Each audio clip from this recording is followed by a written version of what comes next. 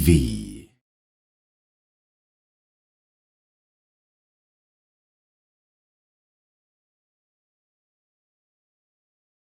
But let me talk about one very important one. Alright, a very good evening to you. I do trust that you're fine wherever you're watching us from. This is Destiny TV, a station that impacts your life. And of course today, this is a day whereby we bring you Boresha Ukulima program and we handle different issues. And today, we are handling impact of climate change in agricultural production. And last time we were checking more on climate and global warming. And today, Dr. Moria is here to take us through this great topic. So before that, Dr. Moria, tell us who you are and Thank you, Kennedy, and thank you very much for having me here this evening. I am grateful for this invitation. Like you mentioned, my name is Eric Moria. I am an expert in agriculture and matters of climate change. I work as a lecturer at Mary University of Science and Technology. Of course, and in this industry, we do collaborate with many other people that are working in agriculture, food security, and climate change. Again, thank you for having me here this evening. Thank you so much. Yes. And to link up from where we left last time, and we were looking more on climate change and global warming. You explained that further, and today some people are raising concerns. Now, how is this climate change affecting us as farmers in our farms? What are those great impacts that climate change is causing? You tell us what this climate change, what it is, and then we move to the next thing. Thank you again for this question. This is a question I interact with and I get from many people, and of course this is an area that everybody is talking about nowadays, the climate change. Talk to farmers, you talk to traders, we are talking to experts in research in other areas, and like I said last time, when we talk about climate change, we are talking about shifts in weather patterns from what we are used to or what we know to what we are currently experiencing. This shift we are talking about, or the changes we are talking about, they are becoming more and more prominent every other day. If you read many articles, you will see, climate and research experts have been talking about 50 years from today, 100 years from today. But currently, even if you talk to a child today, they will tell you that what we saw last year or what we saw 5 years ago is not exactly what we are seeing at the moment. So there is a more prominent, a more conspicuous shift in weather patterns, and these shifts are affecting how we do our day-to-day activities, and especially now that we are talking about agriculture and farming, then this is affecting what we do, what we are planting, how we manage our crops in the farm, the decisions that we are making to practice agriculture and be able to provide food for the population that we are having today. So in just a nutshell, or very basically or fundamentally, climate change is the shift in weather patterns that we are seeing today, and these shifts are having adverse effects on our farmers and the agriculture that we are practicing today. Yes. So that's what really climate change is. Yes. And on the same, now that at least we have a good introduction of the same, you will tell us what are those aspects of climate that contribute and what are their impact to agriculture. Yes. How is that a farmer who is doing tomatoes being affected by this climate change? How about the ones who are doing livestock? How are they affected? Thank you. There are a number of elements of climate that we can discuss. But let me talk about one very important one that we all know and we interact with: rainfall, at least that we can see. When we were here last year, we spoke about changes in our rainfall patterns, but you and me didn't even imagine that those changes were going to be what they became. You remember last year we had a high amount of rainfall that was spread way behold when we are supposed to be receiving rainfall. And up to now, we were unable to distinguish in between the short rains and the long rains, because almost they came and continued together like that. So one of the many elements of climate we can talk about is rainfall. And sometimes we receive a high amount of rainfall. Sometimes we receive very low amount of rainfall. Now, when we receive high amount of rainfall, like last year, some of the crops, like the annuals, example of beans, majority of our farmers were unable to harvest beans because in areas where we have like black cotton soils, those crops that were established on black cotton soil were not able to establish properly. Some of them disappeared. We started seeing them yellowing because, of course, they are not adapted to high moisture levels in the soils. So that's one of the major aspects. So we lost some of those short-term crops like beans, green grams. Our farmers were not able to harvest the way they are supposed to harvest. Then when it came to harvesting, you remember we have been having a huge problem of post-harvest management. Because when farmers are supposed to be harvesting, we still hand rains. And so the amount of moisture in our maize grains, for example, were very high.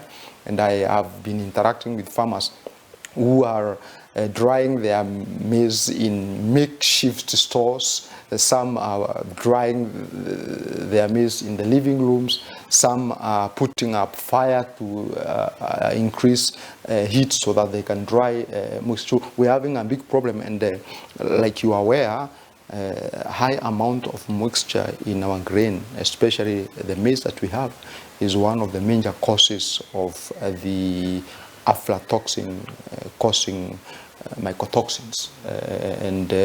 That topic, I'm sure you have heard about it for quite some time. So this amount of rain have been having adverse effects on us. So changes in the way we know about rainfall is a big problem. And remember also where we came from. Lack of rainfall. Part of early last year, 2019, we had places with high levels of drought, and government and other non-government agencies were even distributing food. So coming from high levels of drought to high amount of rainfall. That is one of the things that we are talking about. Climate, so when you think about that, the rainfall, the amount of the sunlight that we are interacting with every other day, the levels of humidity that we are interacting with every other day, levels of radiations that we are experiencing. So all that make up together some of the changes that our farmers are interacting with every other day. Yes. And on the same now, and what are some of, okay, we've been able to see some of those aspects, temperature, rainfall pattern, humidity and all that, but you talked about the rainfall pattern. How is that affecting the life of a farmer?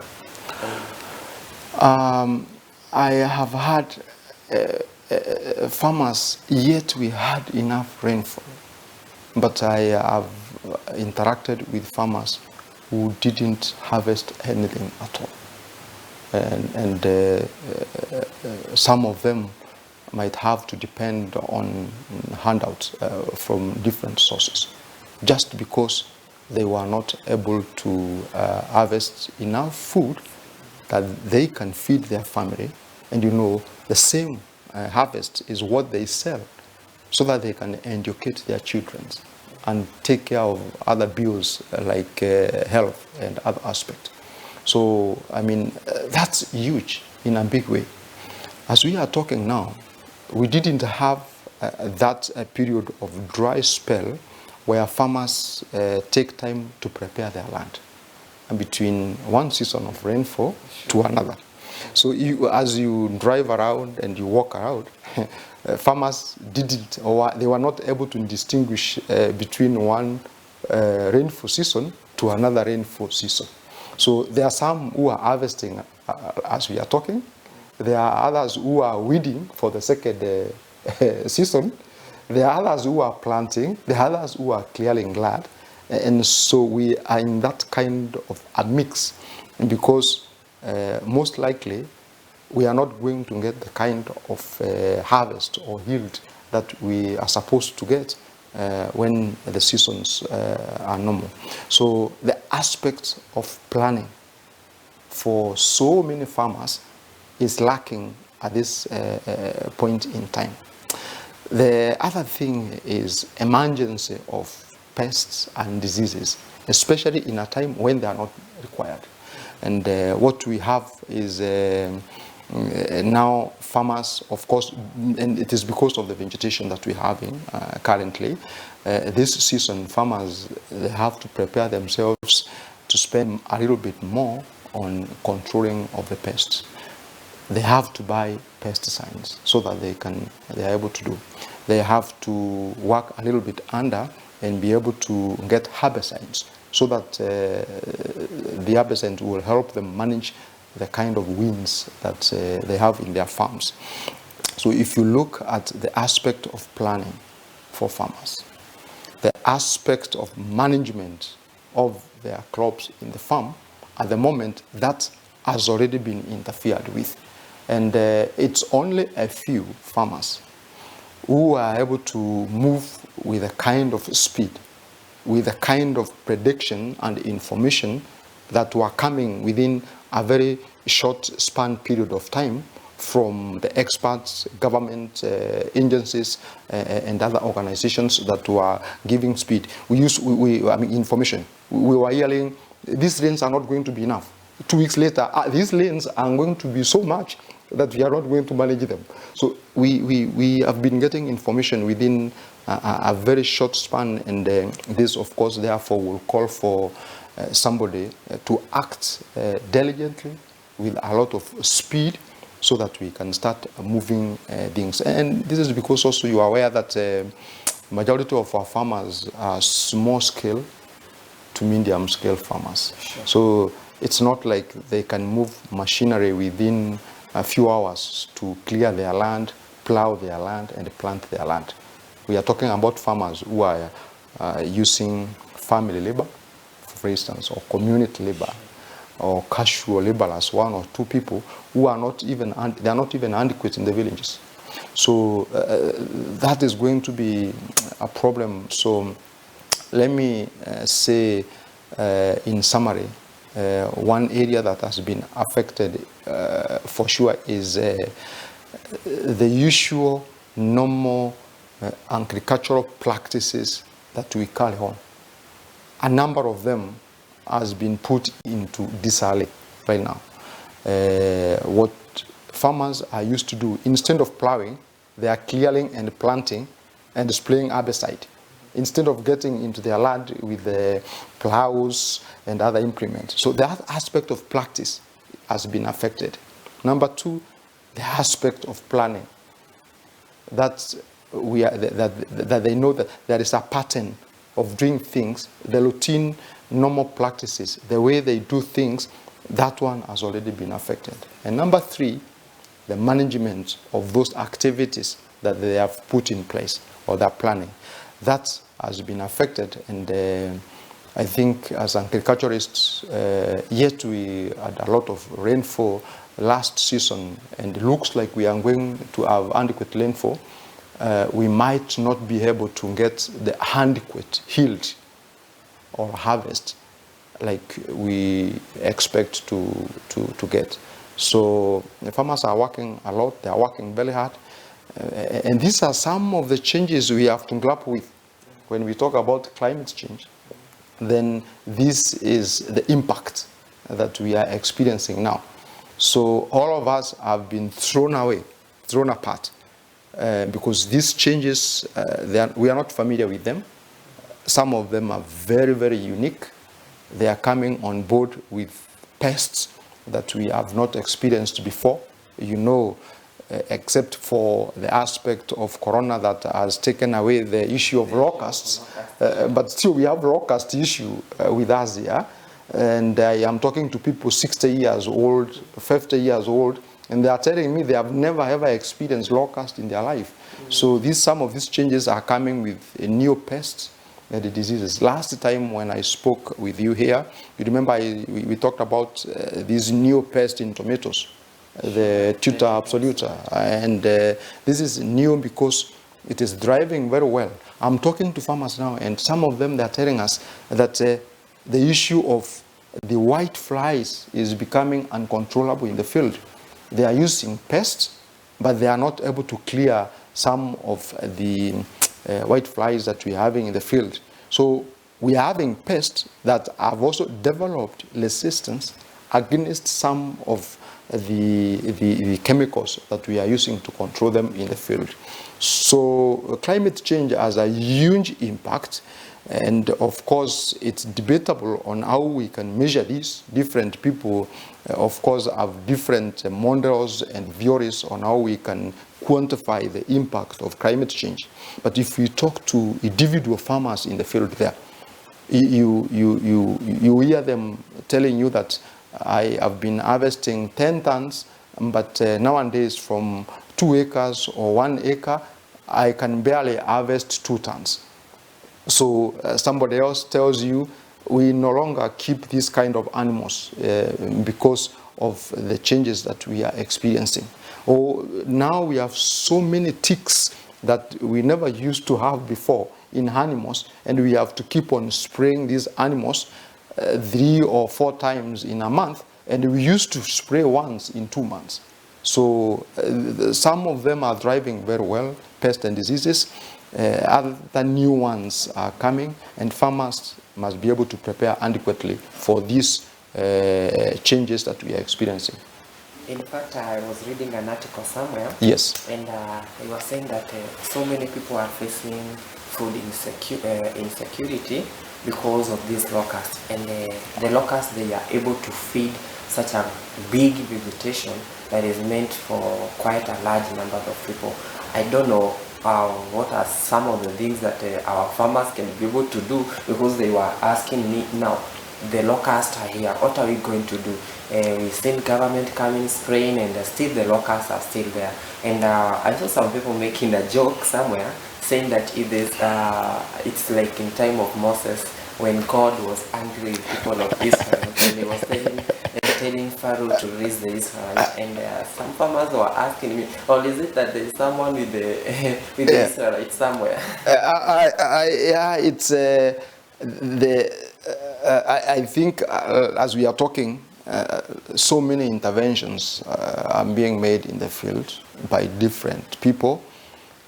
We are yet to be very sure on how to manage the issue of locusts, because they move in a huge cloud. You know how the swarm, I mean how they move, and they have a life cycle that is also being observed. So I think for now, for me, I think it is a little bit quite early for us to predict on how best to move with this. But I have heard, if you remember, CS for Agriculture the other day, he went and told farmers that these are already adults. They can't do anything. I think we should prepare ourselves now for the new generations of the new swarm that is coming. And I've been looking at the issue of locusts, and I think management is going to be, of course, more complex than we think, because then we have to observe different life stages of these insects. But again, we might see it disappearing, we might also see a new swarm of the same locust coming. But you are aware the government has been spraying, okay? And we have chemicals that are effective against locusts. So that is, I think, one key intervention, use of chemical. But the trouble with the chemicals that government is using, some of them might not be discriminative. When they kill insects, they end up killing all insects, and we again end up affecting the ecosystem that we are having in place. But you've seen farmers are using other techniques. It could be old techniques, but they are working, scaling them. They are using different methods of scaling locusts away from their farm. There are other farmers who have made observations that these ones, they are eating or they are habiting this kind of crops and trees and not this kind of trees. So farmers have been trying to plant what we call henge plants in some cases so that they can keep these locusts sometimes away from their plots, although within the same environment. So there are different management practices that can be embraced by farmers in the field. And I think in the coming days, if the issue of locust persists, which I'm not very sure, I don't think whether we might have it for a long period of time, but if it persists, then we are going to have different unique ways of controlling the locust, and maybe that is why the issue of locust has calmed down a little bit. Although we have the issue of corona, I know right now. But I spoke to other farmers the other day near Isiolo, and some of them are wondering, this thing, it is there, but it is not eating anything. And somebody told us, it is because we have enough vegetation. In the surrounding, these natural forest and natural vegetation, it is a lot. So they don't see impact in their own farms. But I can imagine these are called desert locusts. And they're supposed to be in areas where there is nothing at all to eat. And I think we have them here, and we have enough vegetation, and the impact is not as big as we expect. But if we have them in times of drought, I think we are likely going to feel something. Sure. So, we are observing, we are talking to people, and in the coming days, we will get more information on how we can manage locusts in our farms. There is an article I was reading in the morning, and it was saying that there are 2 new generations of locusts that has been reported. It will be said, and it will be 400 times stronger than before. So we as farmers, we really need to prepare a lot. We really need to prepare a lot. And on the same, there are some people that were asking where the locusts have gone, why are they not eating. I do believe that the viewers, you've heard what Dr. Moria said, so don't say that the locusts are working from home. Yes. Talk too much. Yes, and, yes, true. You've mentioned the issue of pests and diseases emerging from the climate change. And I would also love you to mention something about agriculture and food security. We handled that with Mr. Dambra the other day, and you tell us how this climate is affecting agriculture and food security, and also as well our transport and communication system. Thank you. Thank you, Kennedy. I think there are several folds when we talk about climate change and their impacts in food security in our transport system. One of the key aspects, indirectly but very huge and very big, when we are talking about climate change, and I mentioned it last time, it is how we are losing our streams, our rivers within our surrounding. And so many people don't see this as an aspect of climate change. But last time I mentioned that I told you, if you check documents and publications that are coming out now, you will realize that we have less than 50 years of us having glacier on top of Mount Kenya. We have less than 50 years of us having glacier on top of Mount Kilimanjaro. These two great mountains of Africa are the major sources of the rivers and streams that farmers around these areas tap for them to practice agriculture. Now, when glacier is melting from Mount Kenya, usually it will percolate through the ground, and majority of the rivers that we have around here, some of them are getting their sources of water directly from the glacier on top of Mount Kenya. And we have been hearing and talking about this, that as the glacier is disappearing, our streams and rivers are also disappearing. So lack of water that we are using in small scale and medium scale irrigation farms is what is going to impact hugely in farming in the coming years. And majority of our farmers in the islands and the mainlands here will cease from doing horticulture, will cease from doing dairy farming, and they will only be dependent on rainfall when it is around. When it is raining, we will be having the streams and rivers. And most likely what we have been calling permanent rivers in these areas are shortly going to become seasonal rivers.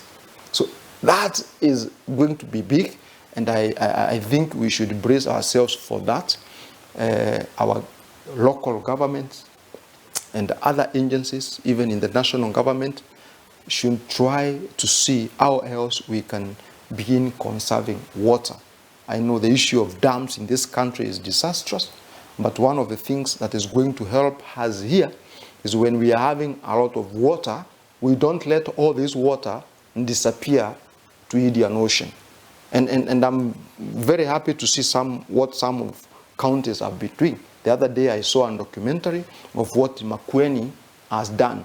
They have done a dam in an area, and they said that that water in that dam is adequate to keep farmers in that location for 2 years without a single drop of rainfall. So that is big. So water conservation is going to be a big thing, and because what we are calling rivers and streams permanent here very shortly are going to become seasonal rivers, and this area that we are calling the bread basket that provides us with potatoes, milk, cabbages, carrots, and all these horticultural crops will no longer be the areas feeding our counties and our nation. They will be fed in other ones by people who will be having water. So water, climate change is going to have a huge impact on the kind of water that we have. The other thing, of course, that we have spoken about on climate, let me talk about shift in agroecological zones. And we have been seeing this coming, and it is happening. So you hear people say, we never used to have this pest here, now we are having this pest here. Or this kind of pests used to be in those areas, lower areas, but now we are having them even on the islands. So that has a direct impact on agriculture. And we should brace ourselves for the changes. The agroecological zones with certain specific characteristics have changed. It's not what we used to learn when I was in high school. If I am told to list the characteristics of the high altitude agroecological zones, I'm sure today those characteristics will have shifted a little bit more, and they will have a big impact on agriculture. Look at what is happening when it comes when we are having the huge amount of rainfall. If you follow in the social media and the mainstream media, whenever we have huge amount of rainfall, because majority of our roads are still weather roads. You hear sometimes we are in forums where people are talking so nastily about the investment on our roads. And you hear people say, we don't want anything from our governments. We just want roads. Because farmers do have produce, but they cannot be transported to the market where they are supposed to be transported to. because of our poor road networks, and also how those kind of roads are at the moment when we are having high amount of rainfall. So that's of course, if we cannot transport food to areas where we are supposed to transport, that becomes a problem. And you know, transport is one of the major pillars of food security. Just having food in the farm is not enough to make a region food secure. There are areas, majority of our towns, they don't farm, but we eat more and better than people who are living in the villages. Why?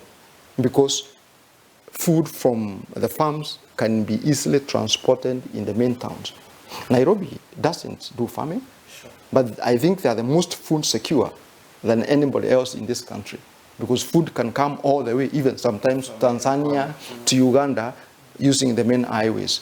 So transport system is big. I'm happy that in the last 10 years, both national governments and even now local governments are doing some investment in the roads. The kind of the roads we have now are not the kind of roads I used to see when I was young, but still a little bit more needs to be done. We are still lagging behind in making our road surfaces better for the transportation that we need to do, remembering that 80% of our population live in the rural areas. So we cannot just say that our town is nice, is good, when it's only about 20% living there. 80% they live in the rural areas, and we need to, these are the people who feed us. These are where our parents, our cousins, our brothers, and the rest of our people live. And these are the people that we need to take care of first, even before we think about many other nice things that we are seeing today. Yes. And, wow, that's good. How about the crop and livestock viability now that the climate is changing? How is it contributing to that? Of course, there are negative aspects of the change. There are also positive aspects of the change. I want you to know that even though we say that almost the entire land of Israel is desert, you also need to know that those people have the best dairy farms in the world today. Sure. You also need to realize that in places of Beersheba and Negev desert, that is where you find the best orchards and horticultural farms. It therefore tells you that this very difficult moment of climate change, I mean high levels of temperatures, changing aspect of rainfall, those ones, they will be coming, but they should not completely deter us from doing farming the way we are supposed to be doing. As we experience these changes, definitely there is an issue of technology that is coming on board. And there are so many people who are working very hard to see how we can mitigate the effects and the changes that we are experiencing today. So definitely there are those who are going to be affected, but in the process there are those who will be picking up then the recommendations, especially in the area of technology. So perhaps we are going to see disappearance of the rangeland farming disappearing slowly, and we start seeing more of confined livestock production systems coming on board, and of course with integration of technology that would help people survive. I have seen many documentaries of livestock farming in areas with very advanced climate, and some of the animals are being kept in houses that are more comfortable than some of the houses we live in. Nice ones, temperature and humidity being controlled, because the environment itself is not favorable for that kind of enterprise. So it will cost us a little bit more, but definitely I don't think whether we will stop farming at all, whether we are talking about crop farming or livestock farming. And you need to know, for livestock, it could be a little bit easier because we can confine that. you know, many for example, I'll give you a very good example in banana farming. Here I see our farmers, they grow bananas open. But if you go to countries like Israel, I saw that in Israel. In fact, farmers, they are completely covered with a polyfilm bag to protect them, because if you produce them the way you produce them here, they will not grow properly. Okay? So there are different aspects of technology. It will be a little bit more costly for us, but then it is going to be manageable, and perhaps that is what's going to drive us into a more commercial oriented way of doing things than the normal. Because right now, I think we have so many things that are free coming from the climate. Okay?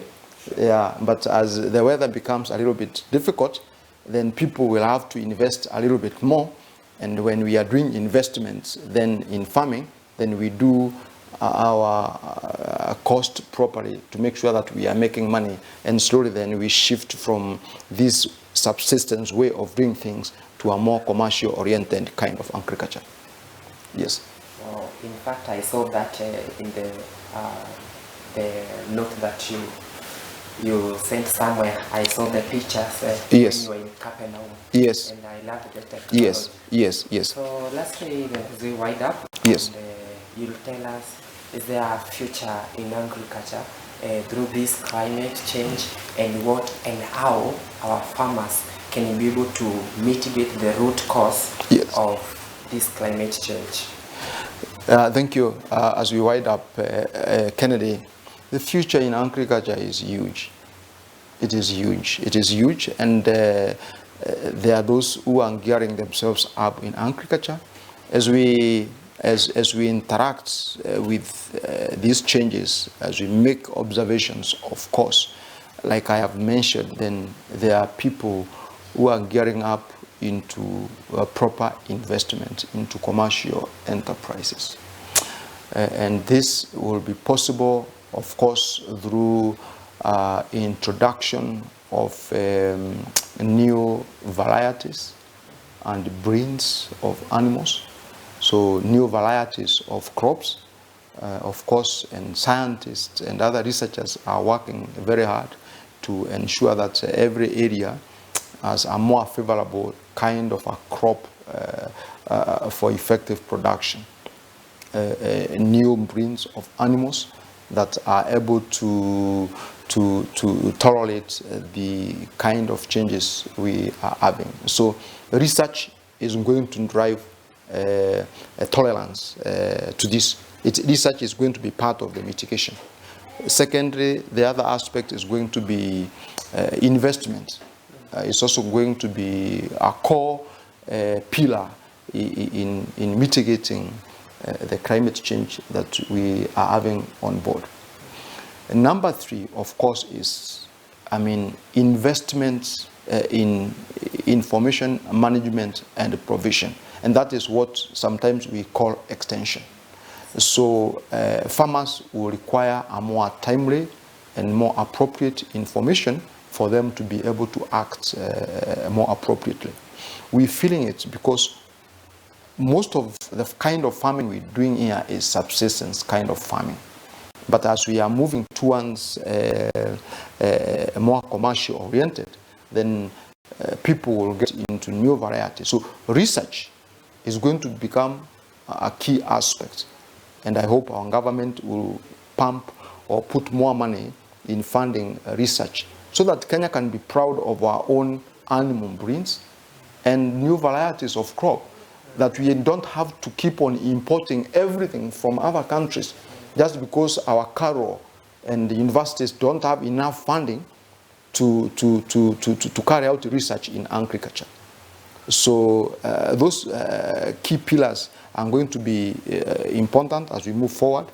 Research, commercial, key investment in this area, management of the information that we are having, and of course also collaboration.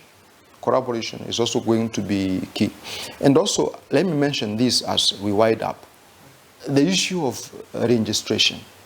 The issue of registration, because I'm wondering what I mean, if you look around now, for example, the kind of maize varieties, we are having all types of varieties. And farmers, sometimes they cannot distinguish this one is for the island or the lowlands. So you see, a elderly woman going into a shop to buy, and she says, I want maize to go and plant because it is raining. And they can't explain properly that this is, so they just give because they want to sell. Some of them, not everybody. They just after money.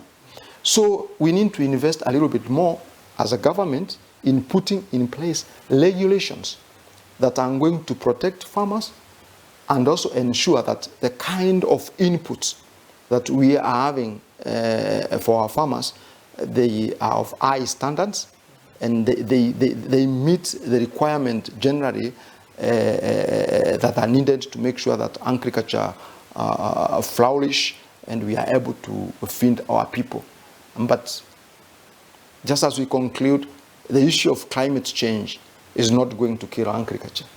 It is going to make us become more prepared, become more awake into what is happening around, and be able to act the same way you see how Kenyans, we are becoming creative and innovative with the COVID-19.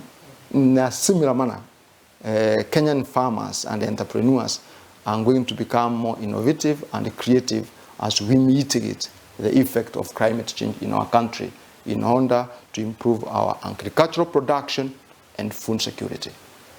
Yes. Last time, some people were asking on how they can access some of the papers and work to be able to read more on some of the works that you've done through the Ministry of Agriculture. Maybe you can tell them on how they can access, even as we conclude that. Thank you. I am available on Facebook. First, my physical location is Meru University of Science and Technology and Department of Agriculture, School of Agriculture and Food Science. We interact a lot with so many people who are in agriculture and other agencies. But I'm also on Facebook. You can find me there. And I'm sure through your channel you can provide my contacts. Always I'm available to work with our farmers and other partners in order to improve our agriculture and food security. Yes. Thank you so much, Dr. Thank you very much. Work that you're doing through the Ministry of Agriculture and other stakeholders, and we appreciate you coming to Destiny TV to share with us the issues of climate change and how it's affecting agricultural production. I do believe that you're also benefiting as I am, and in fact you are being provoked to think more on the same. And thank you so much for keeping tuned in to Destiny TV. This is Boresha Ukulima. My name is Kennedy Mshela. Thank you very much. Thank you.